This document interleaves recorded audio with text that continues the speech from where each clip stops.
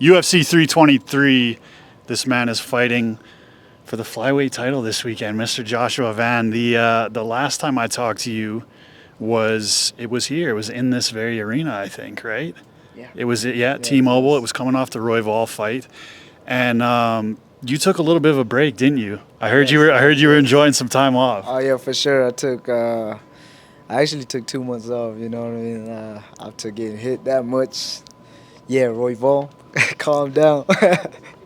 Yeah. What what does 2 months off for you even look like? Like what did you enjoy doing in this 2 months? Are you a video game guy? Are you like a hobby, like an outdoors guy? Like what did you enjoy? So I was doing a lot of stuff that I shouldn't be doing, but yeah.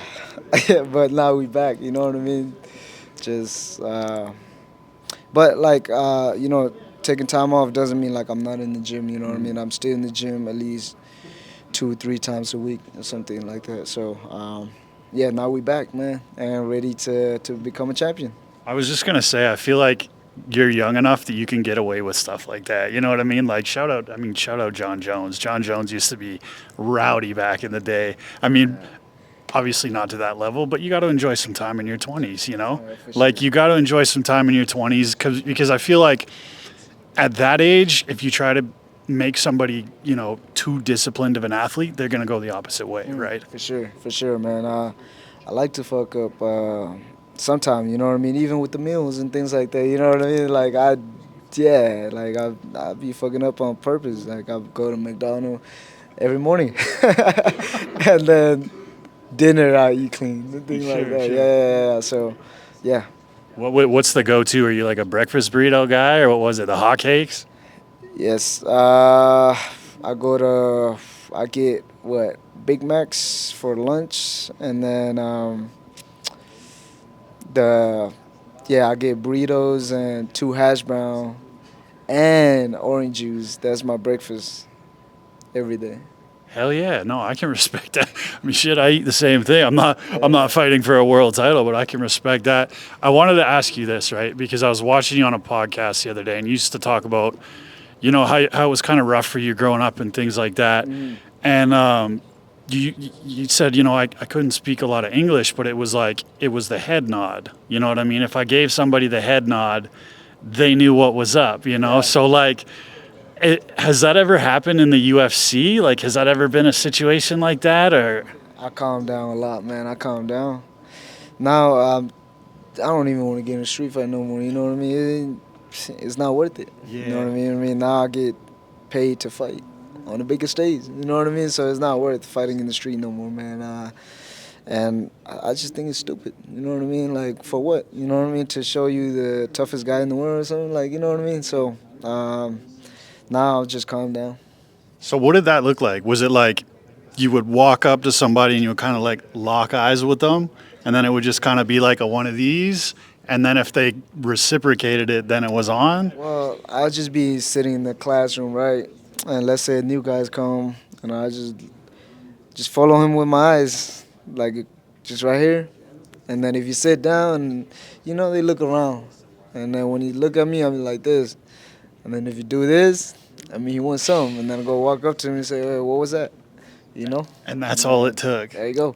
And, when I used to fight a lot in the street, I never let them throw the first punch. I always throw the first punch because, you know what I mean? You never know what they're going to do. So Yeah. I always throw the first punch. Which is crazy because nowadays you talk about like, I don't really have a strategy. Like I go in there and I see what they're going to do, as opposed to like when you were younger, you were the guy that was going to act first. So like, I was thinking about this the other day because we had a fight a long time ago, and it was Izzy and Yoel Romero.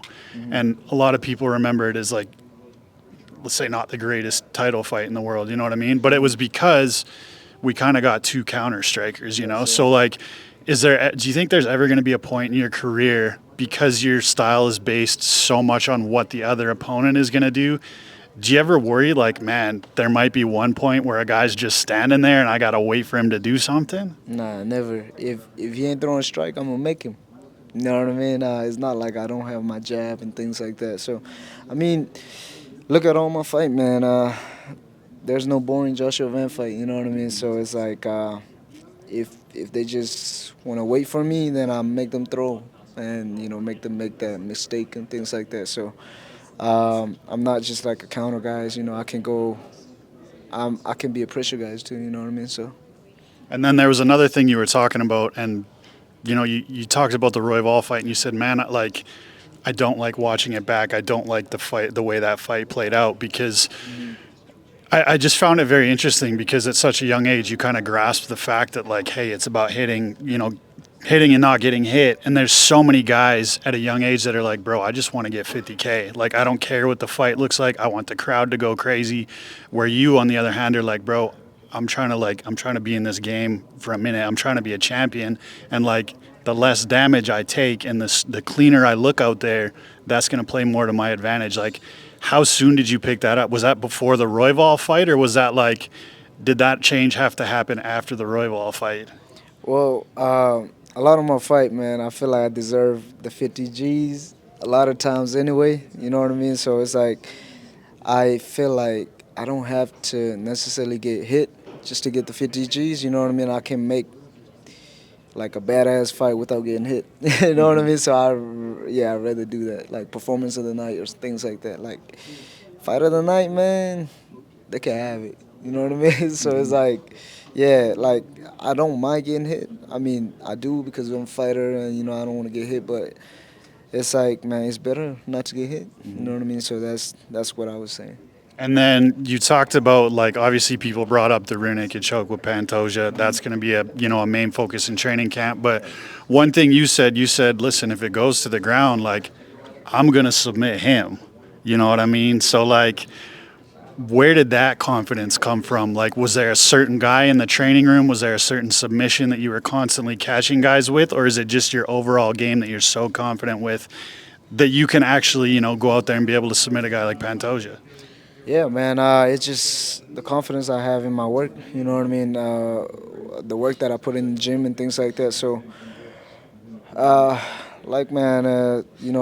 Pantoja is a great jiu-jitsu guy. You know what I mean? If he gets your back, he got you like 80% is done. You know what I mean? 80% of the fight is done and things like that. So, I'm prepared for that too. You know what I mean? So, but I'm well prepared for the ground game because, like, not a lot of people see my ground game, but trust me, I've been working on my ground too.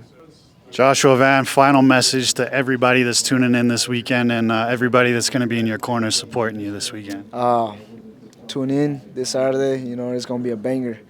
Me and Pantoja are going to put on a firefight. You know what I mean? So may the best man win come December 6th. Shawnee Mack with Full Send MMA. We're out here in Las Vegas for UFC 323. That man, Joshua Van, is taking on Alexandre Pantoja for the UFC Flyweight title of the world. It's always a pleasure, bro.